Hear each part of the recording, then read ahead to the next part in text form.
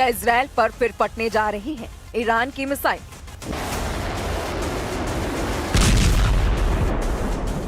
क्या तेल अवीव और हाइफा में इसी तरह होगा हमला?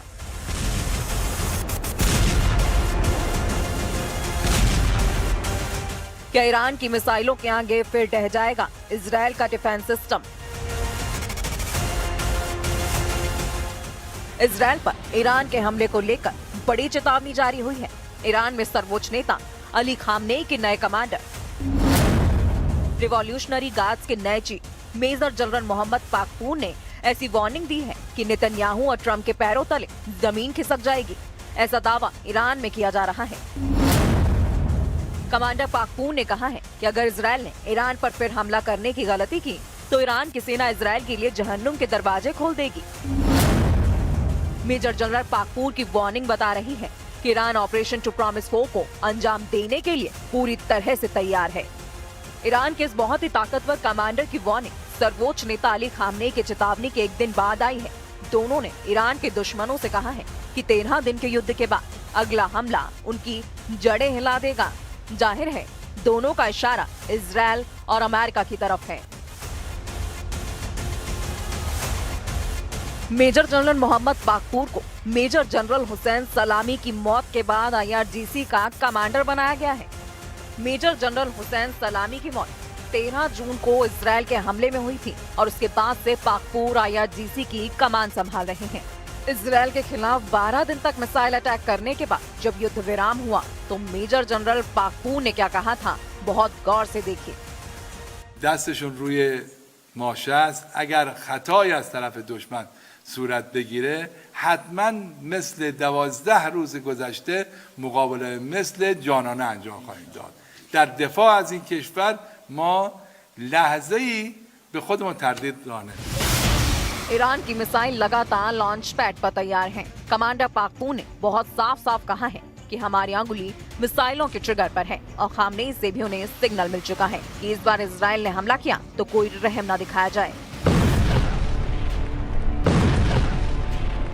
वैसे नेतन्याहू के खिलाफ मोर्चा कमजोर नहीं हुआ है। कतर ने गाजा में युद्ध विराम तोड़े जाने को लेकर इजराइल पर निशाना साधा है। गाजा में सीजफायर के ऐलान के बाद भी इजराइल के हमले नहीं रुके हैं और हमास को कई जगह टारगेट करने के नाम पर इजराइल के एयरफोर्स ने कई जगह पर बमबारी भी की है। نؤكد هنا إدانتنا لجميع الانتهاكات والممارسات الإسرائيلية في فلسطين ولا سيما تحويل قطاع غزة إلى منطقة غير صالحة للحياة البشرية ومواصلة خرق وقف إطلاق النار وتوسيع الاستيطان في الضفة الغربية ومساعي تهويد الحرم القدسي الشريف، مؤكدين أيضا على أن قطاع غزة جزءا لا يتجزأ من الأراضي الفلسطينية من الدولة الفلسطينية.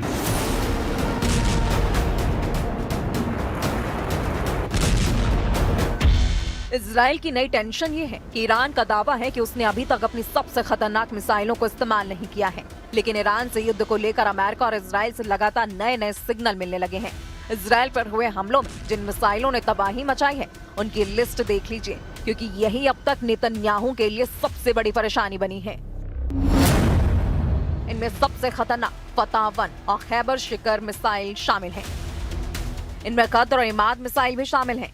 फतह हाइपरसोनिक मिसाइल की रेंज 1400 किलोमीटर है। खैबर शिकन मिसाइल की रेंज 1400 किलोमीटर है। कद्र मिसाइल की रेंज 2000 किलोमीटर तक है और इमाद मिसाइल की रेंज 1700 किलोमीटर है। मिसाइलों को लेकर ईरान की तरफ से ऐसी वार्निंग इसलिए आ रही है क्योंकि नेतन्याहू और ट्रंप का रुख ईरान को लेकर काफी सख्त देखा जा रहा है। If you look at the Middle East, I would say prior to us hitting Iran so hard, we could have never made that deal because you would have had a dark cloud over the Middle East when we took out their nuclear capability, which was one of the great military maneuvers of all time. It was flawless. You saw that. Trump और Netanyahu दोनों जानते हैं कि Israel पर Iran की जितनी missile गिरी, ऐसे हर धमाके ने इजराइल के मिसाइल डिफेंस सिस्टम का पुर्जा ढीला कर दिया। तेल अवीव से लेकर हाइफा और अशदोद से लेकर बेन गुरियन हवाई अड्डे तक हर मिसाइल हमले ने ईरान पर नया प्लान बनाने पर मजबूर कर दिया है। यही वजह है कि नेतन्याहू ने ईरान को घेरने के लिए अब नई तिगड़म लगाई है। नेतन्याहू ने कहा है कि ईरान के मिसाइल कार्यक्रम पर रोक लगनी चाहिए और उसे 480 किलोमीटर से ज्यादा रेंज की मिसाइल नहीं बनाने दिया जाए। मतलब साफ है कि नेतन्याहू ईरान की उन मिसाइलों से घबरा गए हैं जो 1500 किलोमीटर या उससे ज्यादा रेंज रखती हैं, क्योंकि ईरान और इजराइल की दूरी भी 1500 से 1800 किलोमीटर की रेंज में है। यही वजह है कि नेतन्याहू चाहते हैं कि ईरान के पास 480 किलोमीटर की रेंज वाली मिसाइल हो ताकि वो इजराइल तक ना पहुंच पाए।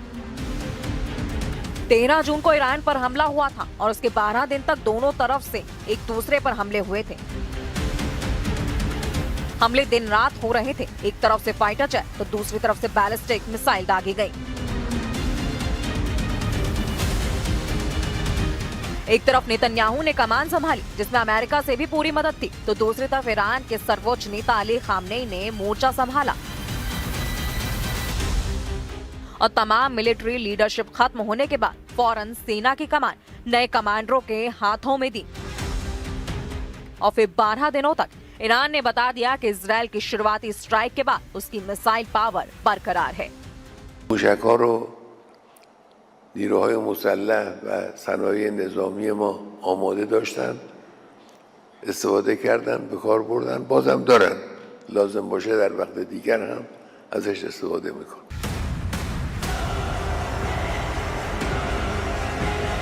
ईरान के तेवर बता रहे हैं कि उनकी मिसाइल फिर तैयार है और ईरान पर फिर से हमला हुआ तो तेल अवीव और हाइफा पूरी तरह दहलेगा। ये वार्निंग ईरान से लगातार आ रही है। ईरान के बड़े बड़े जनरल लगातार इजराइल को वार्निंग दे रहे हैं। ईरान के मेजर जनरल यहिया रहीम सफवी, जो सर्वोच्च नेता अली खामनेई के सलाहकार भी हैं, उनका दावा है कि ईरान के पास हजारों मिसाइल और ड्रोन हैं जो खुफिया ठिकानों पर रखे गए हैं और अगर ईरान पर युद्ध हुआ तो उनका इस्तेमाल किया जाएगा। कह सकते हैं कि वार्निंग सीधा अली खामनेई की तरफ से आई है। ईरान बार बार ये दावा कर रहा है कि उसने 12 दिन के युद्ध में अब तक अपनी पूरी ताकत का इस्तेमाल नहीं किया है और न ही अपनी नौसेना और IRGC की खुदस फोर्स को तैनात किया है। और अगर दोबारा युद्ध ईरान पर थोपा गया तो इसका नतीजा इजराइल की संपूर्ण तबाही होगा।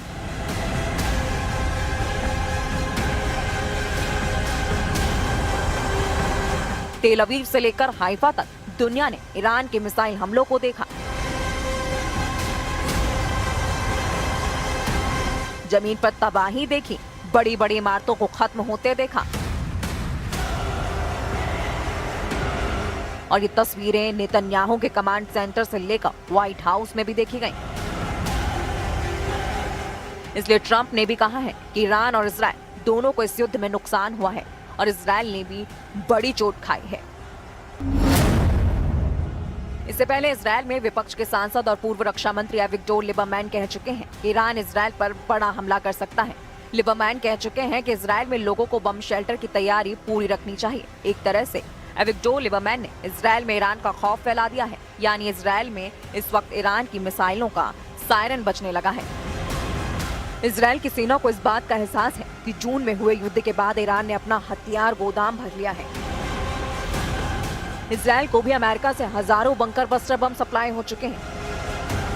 इसलिए अगला ट्रिगर कौन दबाएगा, नए युद्ध का फैसला यही बात करेगी। एविगडोर लिबरमैन ने कहा है कि ईरान इजराइल से बदला लेना चाहता है, इसलिए इजराइल को ईरान पर फिर से पहले हमला कर देना चाहिए। ईरान बदला जरूर लेगा, इजराइल पहले हमला करे। इसमें कोई शक नहीं कि नेतन्याहू बहुत दबाव में है। गाजा में युद्ध विराम के बाद उनकी सीना खाली है। एयरफोर्स को फिर से तैयार करके इजराइल में नए युद्ध का अलर्ट जारी किया जा रहा है। एविगडोर लिबरमैन जिस तरह से ईरान को ललकार रहे हैं, उससे लगता है कि नेतन्याहू को कोई फैसला लेना होगा, क्योंकि अब इजराइल अंदर ईरान से फिर युद्ध करने का प्रेशर बढ़ने लगा है। लिबरमैन इजराइल में विपक्ष की पार्टी ये इजराइल बेतूनों के प्रमुख हैं। उनका कहना है कि ईरान को रोकने के लिए इजराइल के पास कोई और रास्ता नहीं है। इसलिए ईरान के बचे हुए परमाणु और मिसाइल ठिकानों को पूरी तरह बर्बाद कर देना चाहिए और ये भी कि वो खुद मोसाद से कहेंगे कि ईरान में सत्ता बदलने के लिए काम किया जाए। اونها توقع نداشتن که موشک ایرانی ساخت دست جوان ایرانی بتوانه با شعله‌های خودش، با آتش خودش اعماق برخی از مراکز حساس تحقیقاتی اونا رو تبدیل و خاکستر کنه.